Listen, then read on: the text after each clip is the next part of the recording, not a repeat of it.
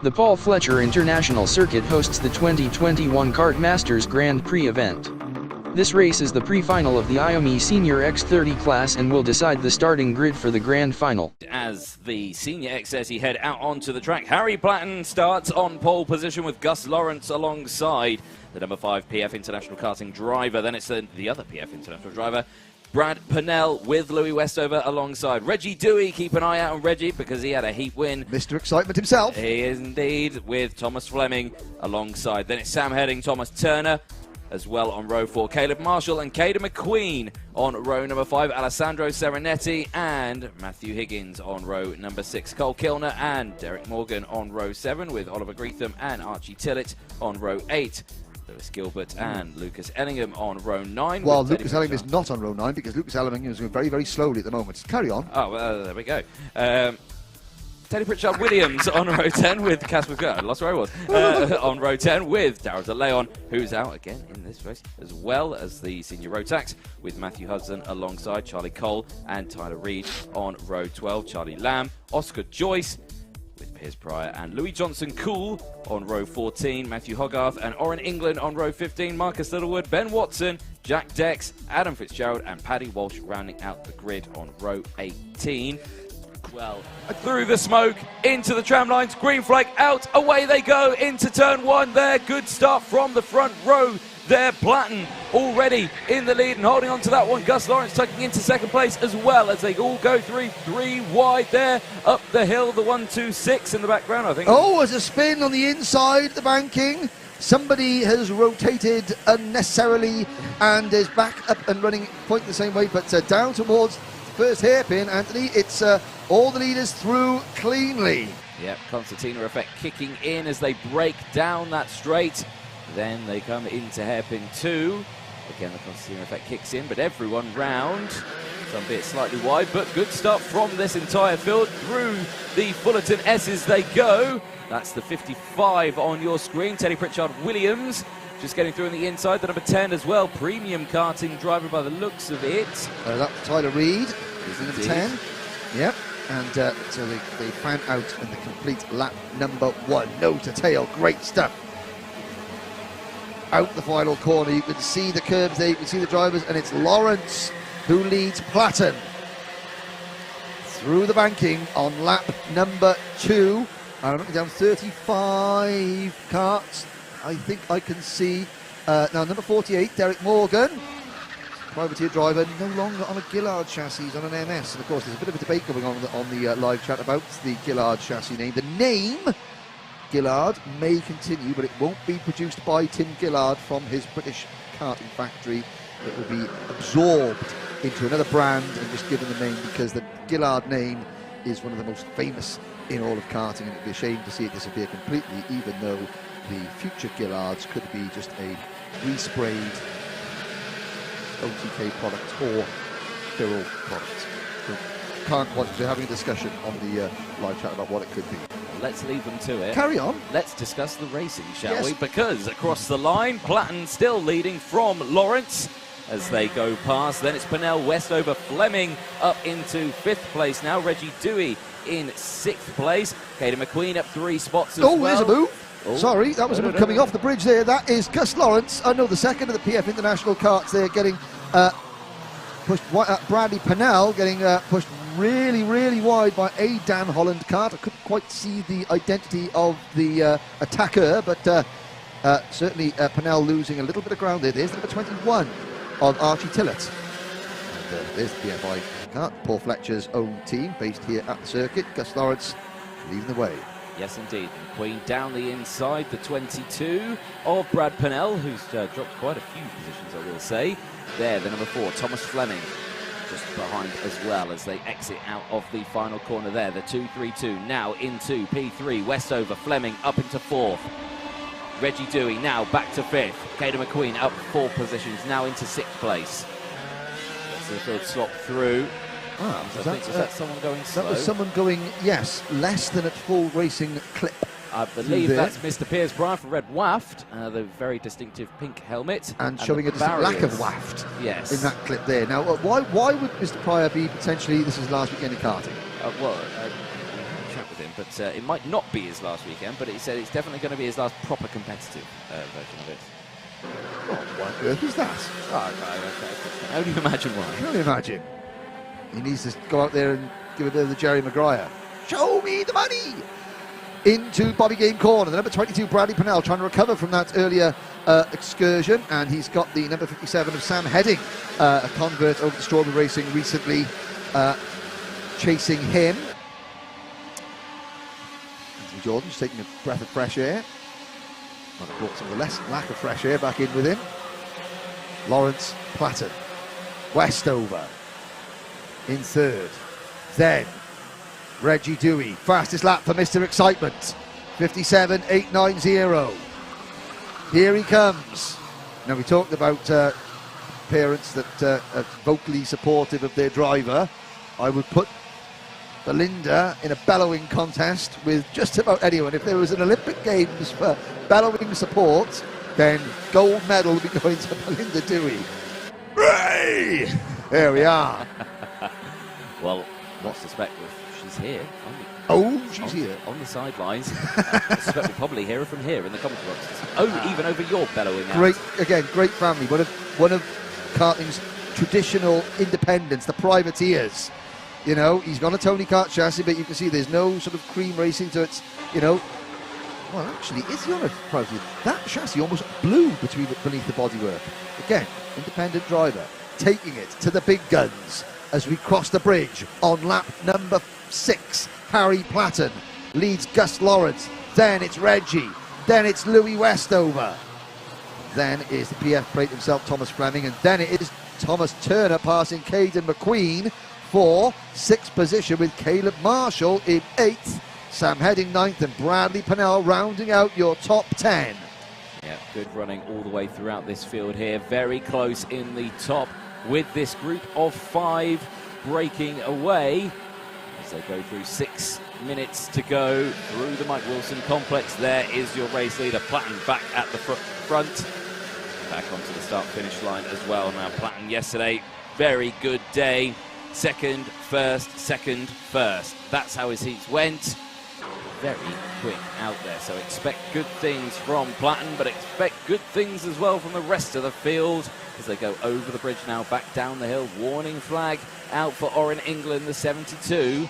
As they go down the hill.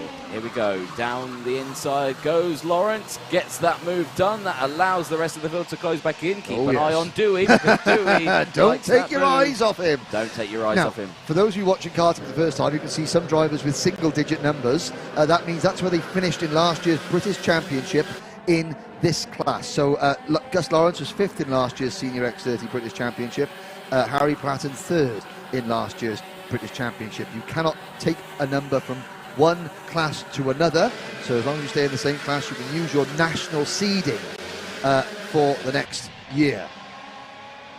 The defending British champion Danny Curl not here this year. He's out working in Europe mainly, and the top 4 go underneath the bridge. And here comes Reggie up the inside into P2, and yep, the roar goes out.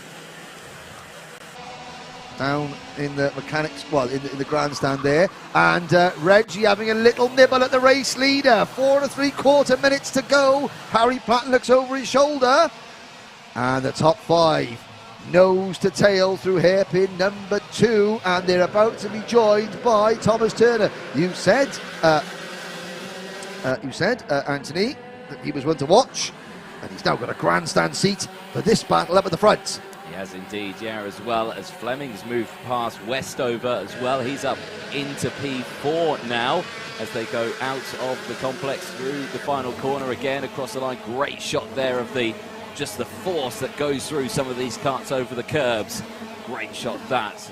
Leader's already up into the back. Hey! There's Dewey for the lead. Yep. Oh, look at that. Gus Lawrence gets caught up on the curb as well. Here comes Fleming down the inside of Lawrence, side by side. Contact. Ooh. Fleming gets nerfed out slightly wide there. Moves down the order. Now into P7 or 8.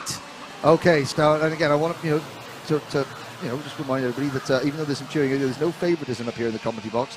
All these drivers are equally as talented. The drivers that run with the teams, it said that there's a potential advantage to being with a big team, but this is proof that karting is a family sport. You can still race in karting at a top level as a family, just without the support of a big team, and still succeed if you focus and you get it right. You've got the talent. So this is why it's a great rivalry between teams and privateers, and the teams are responsible for the professionalisation of karting beyond all people's wildest dreams from about 20 years ago. Karting is a huge multi-million-pound sport, but there is still room for the families in karting, and this is why you're seeing it on your screens now, and it's why it's so important that even though the teams, again, ultra professional, they're the people that give their drivers a springboard into the upper echelons of motorsport, but you can still whack a wagon in the back of the Transit, load it up, put it on the floor, and go racing.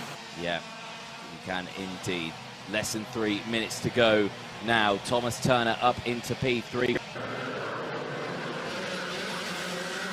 of Fleming. He's got the 61 as well, just behind him as well. That's Caleb Marshall. Side by side, I said it was behind him. Not anymore. Spin there. The 57 Sam goes heading. around. Sam heading for Strawberry Racing. Rejoins, skips half the circuit. I suspect he'll have to lose a few spots there. Yeah, I think he did. He was facing the one way, and he missed out the middle of the White Wilson complex there, but he did come back quite slowly and lost a few places. Anthony, you're pointing your pen at me again. You must want to make something very important. Well, that just shows potential, because that spin there, that was just lack of traction out of the corner. Tyres.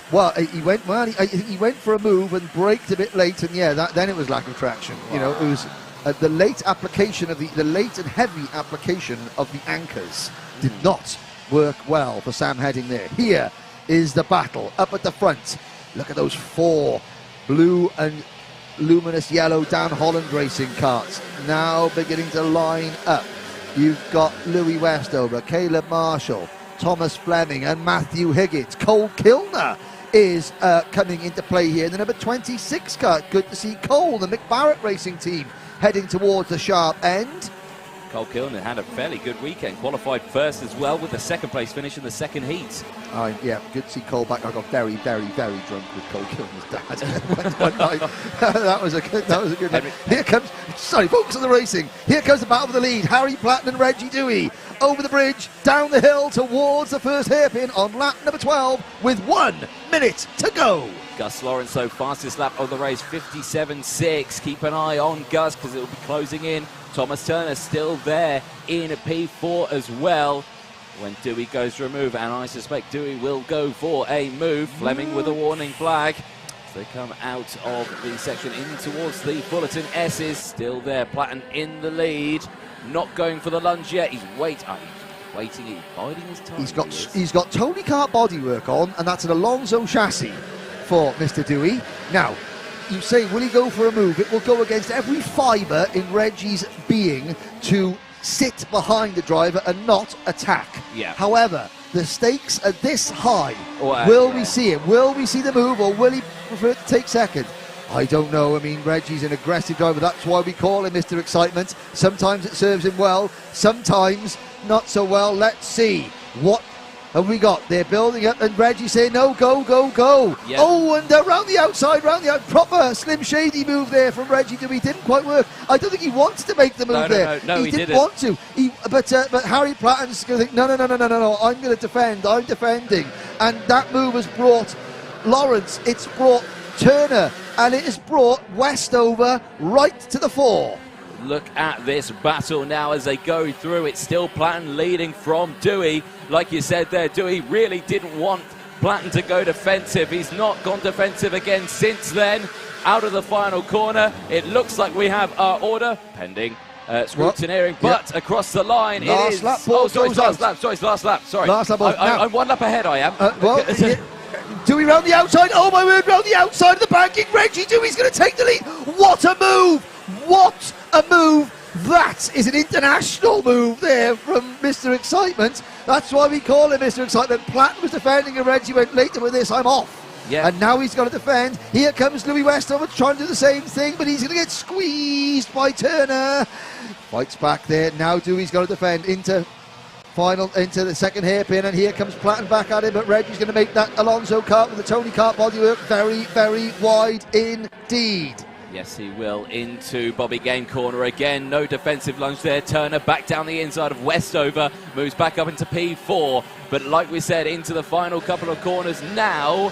The checker flag will be getting brandished out of the final corner because it will be Reggie Dewey for a race win in the pre-final from Platten, Lawrence, Turner and Westover. Well, what a race. That's just the warm-up. I mean, Reggie Dewey, Harry Platten, Gus Lawrence, Thomas Turner, Louis Westover. Take your pick. Oliver Greetham. What a late race burst from Oliver Greetham in the number 59 S8 racing kart, the driver from Spalding, to come home in 8th place. Had a cold kill 9th, Caden McQueen down to 10th, then Matthew Biggins, then Teddy Pritchard Williams in 12th, then Alessandro Serenetti, Archie Tillett, Matthew Hudson in 15th, Brad Pennell 16th, Daryl DeLeon. I mean, we're still talking about potential race winners, and we're down to the bottom end of the top 20. 6 seconds covering the top 12 at the end of 14 laps of that Senior X30, and I have to say, Reggie Dewey starts the most important race of his career from pole position. That was special, ladies and gentlemen. And look at that, Lewis Gilbert down in 24th. 11.5 seconds separating the top 24 runners there. Outstanding racing. It's why they come from far and wide to race at Kartmasters. It's why it's so hard to win, and it is why over 300 drivers are here this weekend. JDR Jack Dex Racing.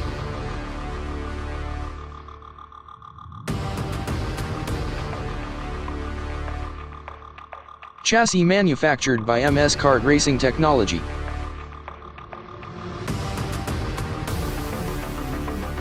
Engine supplied and serviced by S Sports Engines. Race suit by Raptor Custom Racewear. Driver sponsored by RKB and IT Solutions.